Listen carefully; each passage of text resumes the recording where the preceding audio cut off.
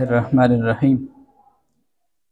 اللہ کے فضل و کرم اور اس کی توفیق سے 30واں سالانہ فہم دین کورس کا آج چوتھا سبق ہے نماز تراویح کے متعلق۔ حضور سید عالم صلی اللہ علیہ وآلہ وسلم کا فرمان رشان ہے۔ نبی مکرم صلی اللہ علیہ وآلہ وسلم نے فرمایا ما قام رمضان ایمانا واحتسابا غفر له ما تقدم من ذنبه۔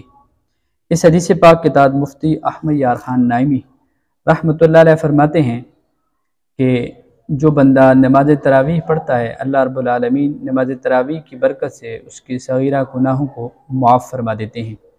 دوسری حدیث پاک ہے، حضور سید عالم صلی اللہ علیہ وسلم نے فرمایا، جو ابن عساکر نے روایت کیا کہ حضور سید عالم صلی اللہ علیہ وسلم نے فرمایا کہ بے شک اللہ تعالیٰ نے تم پر روزے فرض کی اور میں نے تم پر روزوں کی رمضان کی راتوں کو قیام کو سنت قرار دیا، لہذا جو شخص رمضان کے روزے رکھے گا اور نماز تراویح کا اہتمام کرے گا اللہ رب العالمین اسے گناہوں سے پاک فرما دیں گے۔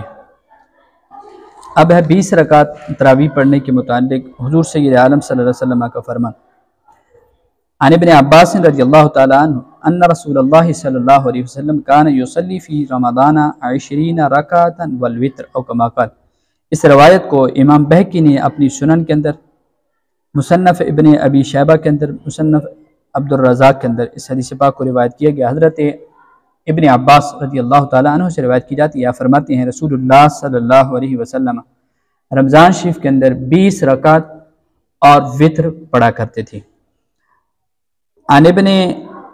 اور اس روایت کے تحت ابن ابی شیبہ نے لکھا ہے کہ اس کی سند حسن ہے، یعنی اس حدیث پاک کی نوعیت بتائی۔